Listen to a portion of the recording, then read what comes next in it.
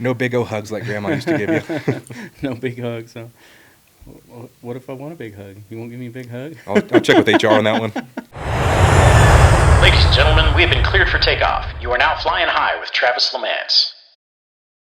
What's happening, Flying High friends? Welcome to another edition of the Flight Deck. Excited today. We have our general manager from our FBO with us, Mr. Ty Thompson. How's it going, folks? Thanks for being here, Ty. I just like to get everyone up to speed a little bit on some of the key people in the business and who we are and what we do and all that kind of stuff. Will you just go through your background a little bit and introduce yourself to the audience? Yeah, absolutely. So like Travis said, my name's Ty Thompson, and I've been in aviation for every part of my life. Growing up in high school, I actually got my pilot's license at 17 years old. Knew I was going to be in aviation the rest of my life. Worked hard enough, and I went to Baylor and graduated with an aviation science degree there. During that time at Baylor, I did a few internships with some companies out of Kansas City on the aircraft side doing some operations. After that, I was finishing my degree and sure enough started working part-time doing some charter sales with the Haven group. Very grateful for the opportunity and them bringing me in. And after that, I've been here for 2.5 years now. Nice. Blown by, ain't it? It's so crazy, yeah. Yeah. What kind of work were you doing in those internships? Were you doing like charter sales or charter ops or a little of both? Or what? So I was in the charter operations side. Yeah. So I was studying all the FAA regulations, flight scheduling, crew scheduling, weather briefs, that whole side of the aspect of the operations side. Nice. Did you learn anything? I learned that it's a big headache, but you're grateful for every day, and I love it. Everything in it's a giant Tetris puzzle, whether it's, an FBO on the ramp side or if you're crew scheduling. I mean, every day's a different puzzle and it's a different Tetris piece, and I loved it. What kind of degree did you get from Baylor? It was an aviation sciences degree, so administration. Yes, sir. Nice. And what kind of stuff do you learn to get that kind of degree? Oh, man, it was a lot. So, actually, while I was there, I also got my instrument multi-rating. Mm-hmm. So, on top of doing my flight training, you're also doing aviation law, crew resource management. My favorite one, actually, was air crash investigations. Oh, really? And so, you're pretty much going over everything. I had 4 semesters of weather classes, which I loved. It was so much fun doing that. But, yeah, so pretty much everything from the administrative side to the legality side to the flight safety side is everything you would cover. So if this don't work out, you can be our new Doppler Dave. Exactly, yeah. In the crash investigation stuff, would they just like assign you an accident and have you go investigate it, or were you just reading old accident studies? Or it's a mixture of both, actually. Yeah. So our professor actually spent 10 years in the NTSB on the air crash side, and then 25 years after on the FAA side for crash. He was right in the far aims. Yeah. And so he spent a lot of time there. So we'd get a lot of his experience with crashes from Japan Airways to anything, and even Bangladesh, all the way to the United States. Nice. So he'd bring in his experience and his expertise, have us help solve them. But also we did have a really cool investigation where there was an actual crash that happened not too far out of Waco. They brought the crash scene over to the airport, ACT, wow. And they allowed us to go through it just like we would be part of the NTSB Go team. That's crazy. And we'd show up, try to find all 4 corners of the aircraft, and then we'd put together our interpretation of what happened, and that was our final, actually. That's really cool. Yeah, it was really fun. That was a good opportunity for it. Yeah. Unfortunate it happened, but exactly. Good opportunity you guys turned it into. After you went through those apprenticeships, went through your college program, you're an Amarillo native, so you wanted to get back home, right? Mm-hmm. Yeah, I was lucky enough that a lot of my grandparents are still alive. Amarillo is growing really fast in the aviation industry, and just the amount of traffic we're seeing over the past 3 years. Obviously you think Dallas, Kansas, Toronto, pretty much everywhere except for little old Texas Amarillo. Panhandle would be a place that you'd go after graduating with an aviation degree. But like I said, I was lucky enough to start here, and I really saw the group that was working on it with Haven, and I was really proud to be part of it. And I came back and I said, you know what? I can see this group growing, and so I came back. And grow it has, huh? It has, no kidding.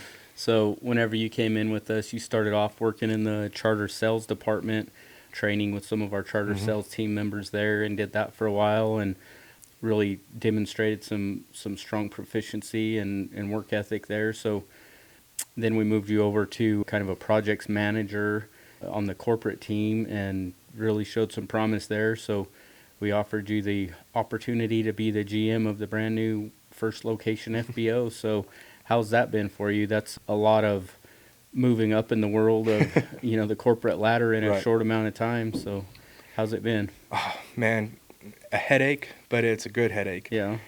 Like I said, graduated with a degree, you think you know everything about the industry. Right. And whether I was on the charter sales team, charter ops team, doing project management for aircraft sales and acquisition, nothing puts you in a level of growth versus getting a managerial role, Right. especially when you get to work with the FAA, the NTSB, the fire department, the CBP, the Border Patrol. Once you get all these groups put together, you realize how big of an industry it is and how much there is for you to learn and grow. So You get to play with every alphabet agency on the planet. And exactly. Yeah. Always shake their hands and say, thank you for stopping by.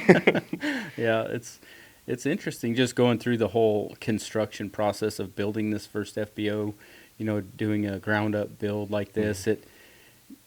Just the approvals between the city departments and the airport departments and then all the alphabet agencies that have to be involved. I mean, it was a major undertaking just to get the place built and up and running. And then you're like, all right, we're over that hurdle. And then you realize that's just the beginning, right? Right. Now we have to deal with all the things to keep it all operating safely while building fuel volume and building a client base and making sure we have all our processes and procedures and safety pieces in place. And you've been doing a lot of that the last few months with, getting all the checks with the ground guys to be able to drive the tugs around the airport and all that kind of stuff. How's some of that experience been working through all those challenges? One thing that I have learned is that everybody retains it differently. Some people want to just go out there and drive and say, don't talk to me, I can figure this out. Other people come up and they're like, hey, can you sit down with me and practice radio calls? And that's really the fun thing about it is it doesn't matter what SOP, how fancy you put it together, how many times you go out for on-the-job training. Every single person retains it differently, and then they bring that back to you for the next person that comes along for easier coaching. How's your experience working with AvFuel been? I mean, we've had them on the show a couple of times and talked about them, and everyone kind of knows where I'm at with them, but you work with them as much or more than I do now. How's that been for you? Oh, man, all of them have been really great. Mark, Jacob, Chris, Trent, all those guys are just really super down to earth, willing to step out and go above and beyond to help us grow and succeed. And I would say all of them are good friends in the workplace because there's not a single person I can't count on or rely on and to help us succeed in our goals. And they're right there with us shoulder to shoulder. And so I'm really grateful to have them part of our team. They've been a great partner for us on this being our first go around. I've used FBOs for the last 25, 28 years, but so you think, kind of like you said, coming out of school, you think you know everything. So using an FBO for that long, I know how to run an FBO. Exactly. It's a different critter when you're on the other side of it and trying to make it operate, right? It's way different. You go, like I said, growing up, you just show up and like, give me 20 aside. Good to go. Now it's like, okay, did we do this check? Did we check the tire pressures on the truck? Has all the fire extinguishers been looked over? So there's a lot more to it than meets the eye. And then to make it feel effortless and comfortable for the passengers and the pilots, and you have to have a high level of organization and orchestration going on in the background for it to feel fluid for them, Consistency over efficiency. Yeah. As long as you can always provide the same experience in a safe and reliable manner, they're always going to keep coming back, and that's what we really pride ourselves on. Yeah, there's nothing worse than finding a new steakhouse and you go and try it and it's the best steak you've ever had in your life and you're like, all right, I got this new spot, and then you go next time and it's terrible. And Worst thing you've ever had. This is the worst. You can't, I always equate it to an inconsistent steakhouse is like the worst thing. You just never know what you're going to get. It's always a crapshoot, and nobody likes that. They want to know when I go there, this is what I'm going to get. And no cigarette butts in our salad. Exactly. Yeah, let's not put cigarette butts in our salad, please. So you said that something interesting I like there, that consistency over efficiency. To you, what does that mean? Like, how does that show up in our FBO? Oh, from my perspective, and something that I really try to push on our staff is anytime an aircraft comes in, no matter how many times they've been here, whether it's their first or their 20th this month, the cones are going to be ready, the chocks are going to be ready, the rugs are going to be ready. You can get the exact same experience from any person from our CSRs. The line guys are going to treat you with the exact same mannerisms and respect that you would get from anybody else. Bathrooms are always spotless. And the same thing goes with ramp management. All of our line guys are proficient and active in how they're going to respond to you. You're going to get the same attitude and the same resolve for your fuel deliveries every time. And on departure, we're always there and we're always standing by to make sure that whenever you do come or when you do go, the first face of the company you're going to see is going to give you the exact same experience every time. Yeah. Always makes you feel good. Right. Sure, have something consistent.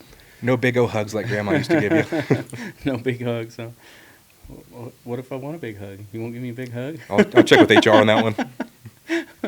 Hey guys, we'll get back to the video in a sec, but first, quick question for you business owners and high achievers watching. When you're traveling around the country for deals, scaling teams, or managing stress, are you actually flying with a team that makes your life easier? Or are you dealing with scheduling headaches, surprise maintenance bills, and too many moving parts behind the scenes? Well, that's why today's sponsor, Haven Aviation Services Group, exists. Think of them as the safe haven of the sky. Haven is a vertically integrated aviation company, meaning they handle everything under one roof. From your private jet charters, aircraft management, brokerage, maintenance, avionics, and premium grade services at their FBO. For aircraft owners especially, this is the absolute real best value. Instead of juggling pilots, insurance, scheduling, maintenance, hangars, legal docs, Haven manages it all in one place. No guessing, no surprises, and no wondering why something suddenly costs six figures. Their entire focus is transparency, safety, and long-term planning. So you actually trust the people managing your aircraft and don't have to stress about it at all. So if you want an aviation partner that operates with the same discipline and results-driven mindset we talk about on the show, hit the link in the description to connect with Haven Aviation Services Group. Big thanks to Haven ASG for sponsoring today's video, and now let's get back to the show. What's been one of your favorite things that has occurred since we opened the FBO, either customer, or aircraft, or experience, or... Everybody always says that they love aviation for the airplanes, and that's just, I mean, it's true. There's been so many times where different aircraft I've never even heard of come through, Right. and I'm out there with my jaw dropped, and I'm just like, can you please stay 3 more nights? I'll waive the parking fees. I just want to look at this airplane. Right. And it just, one of my favorite things is a lot of people love nature, especially in this industry. They love going out. They love flying on pretty days. There's nothing cooler than watching airplanes take off into the storms. Yeah. Hearing those throttles whine, Mm-hmm. power to the wall, and they're just climbing. You just see them disappear. I think there's nothing cooler than pretty sunsets and airplanes and Yeah. rainy skies and airplanes. It's just all so cool. Yeah. What was really cool when we did our grand opening and had that double Oh, the double rainbow, over the yeah. top of the building with that Mhm. that rain coming down and that sunset. It was made like some of the coolest pictures I've ever seen. It was Exactly. pretty awesome. I thought it was a good omen. It was a really good omen. I know. So that's fun. It's been really cool just to watch the evolution of the FBO staff and how they all work together. And you know, you're bringing a new group of people together for a new building like this, and watching everyone learn how to work with each other and deliver those consistent results that you're talking about. And you know, it's just interesting to watch how you pull everyone onto the same sheet of music. And it's very much like an orchestra, man. Like Yeah. you have to have somebody kind of coordinating it all and making sure everyone's moving the same and doing the same things and giving those same experiences. And that I just like the people aspect of it too, you know, watching everybody grow and learn and improve. And it's been fun to watch. We've been open since November 1st, so we're 3.5 months in, and it's already humming along like it's been around for a long time, you know. So we're pretty well, I think we are sold out of hangar space and running on a waiting list now. So that's the most disappointing part, is not being able to take care of everybody that wants us to take care of them. You know, we're already to the point where we're having to think about what's next on the hangar side, you know. And what would you like to see happen with the FBO over the course of this year? Ooh, no fuel spills. Yeah. Knock on all the woods. Well, I think the biggest thing I'd like to see coming up is a 24/7 schedule, 365. With the amount of volume that we're starting to pick up and we're starting to see, I think getting a proper staff put together so that way we can serve all of our clients 24/7 throughout the year, especially with these metal flights that we're very grateful to help and support the community with. Getting that set up at station will really allow us to really get back to the community more than just having hangar space. Yeah. I've got such a passion for that air ambulance world that it's been really cool for me to see us pick up all the contracts with all the EMS companies, and I think we're serving all of them now. I think we've got deals with all of them that are coming in and out of our area to take care of them, and they're always a priority for me. You know, I've got a real soft spot for that segment, so that is fun to watch. And now with that 4-hour gap we have overnight right now, just get a couple more people to fill that in and be able to take care of them. They're really the only ones that we deal with between midnight and 4 4 o'clock in a.m. the morning. You know, it's usually somebody's having a really bad day, and we need to be there to make it a little less bad, or at least facilitate it, you know. And having us be out there and be available and be ready. Yeah. I mean, we already do that now, but it's really awesome, and all of my staff talks about it too, how good it feels to, even though we're not the doctors, we're not the pilots working 24/7 shifts, trying to go fly into the worst storm possible to go try to save somebody's life, but for allow us to be there and help them get started on their mission and allow them to return in a safe manner is just, it's heartbreaking, but you're grateful for the opportunity. yeah, you're a piece of that. You're a piece of the machinery required for that life-saving mission. You know, it's not that I don't love all the corporate stuff we do and all the ways that we help people grow their businesses and facilitate their businesses, and all that is awesome too. But it hits home a little different when you know somebody's immediately in the balance. You know, it's an interesting dynamic on that EMS world.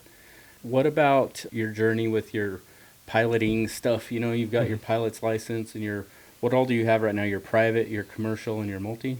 So I actually didn't do my commercial. I got my private, my instrument, and my multi in 150 hours. So right now I just still plan to fly, build a little bit more hours. I don't see myself going on the commercial side, but eventually after I buy a house, I'd like to see myself saving up to buy a little airplane to fly my family around, go on vacation, that sort of thing. That'll be fun. It would be.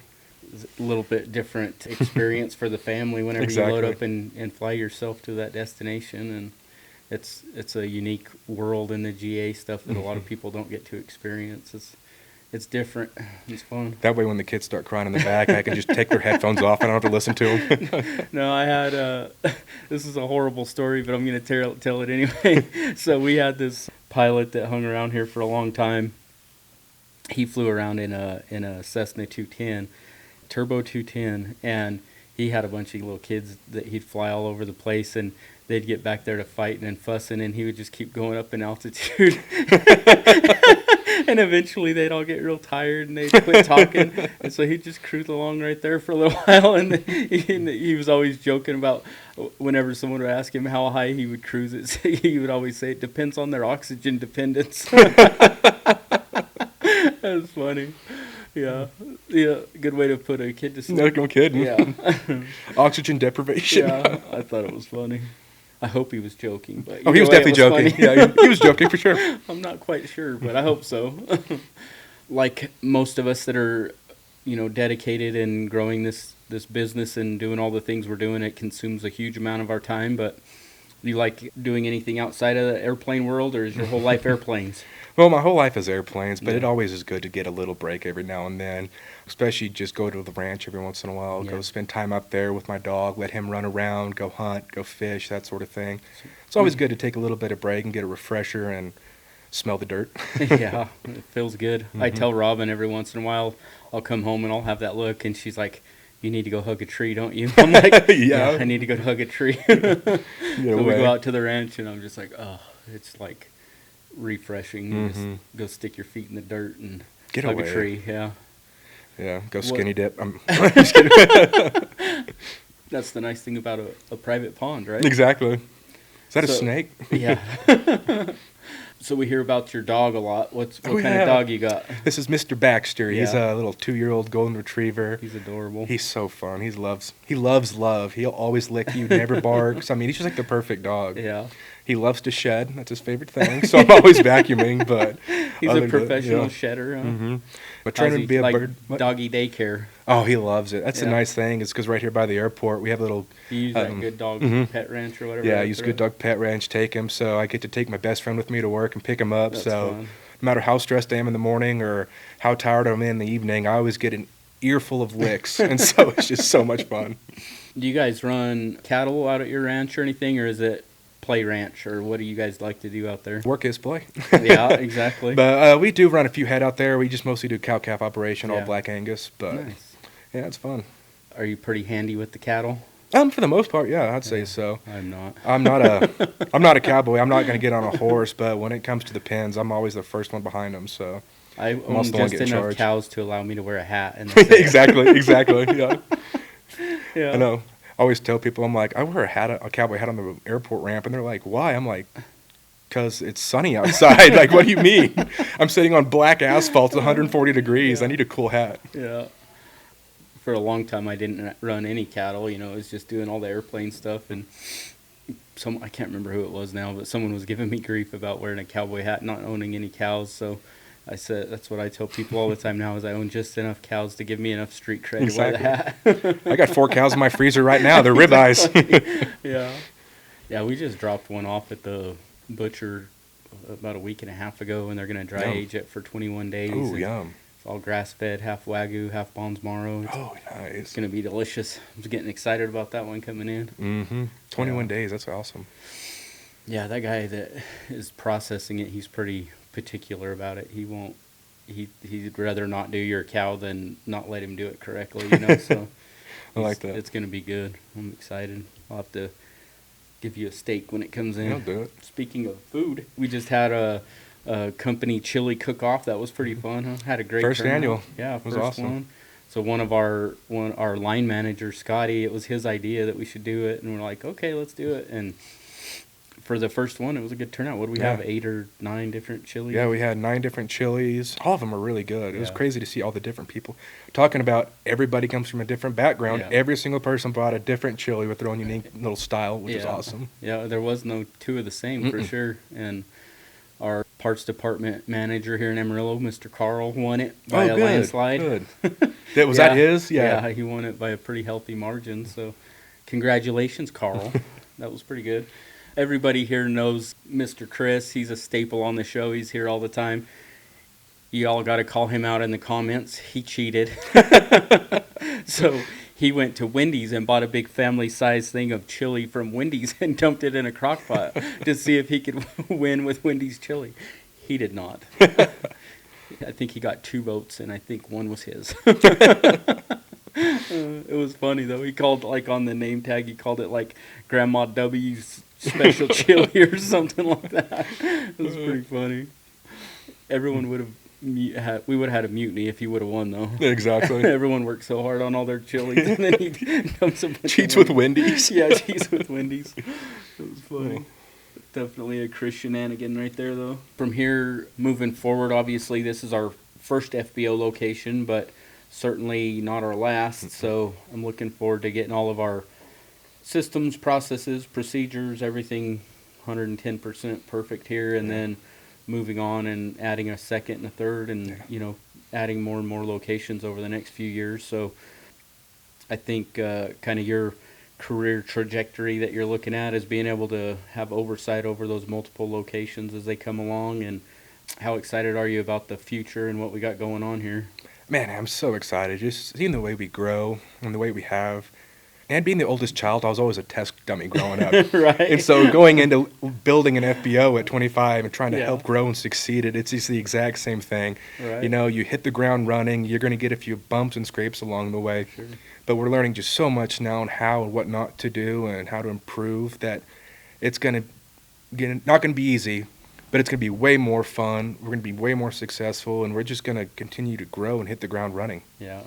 It's exciting stuff. Your improvement and progress has been inspiring to watch, and definitely hits all of our triad values. You know, you kind of live by all of those, just like everyone that's a big part of this company, and it's just fun to watch this team. That's why I'm It's so hoping to get everyone kind of introduced here and let everyone learn to appreciate this team like I do. So It's been really cool.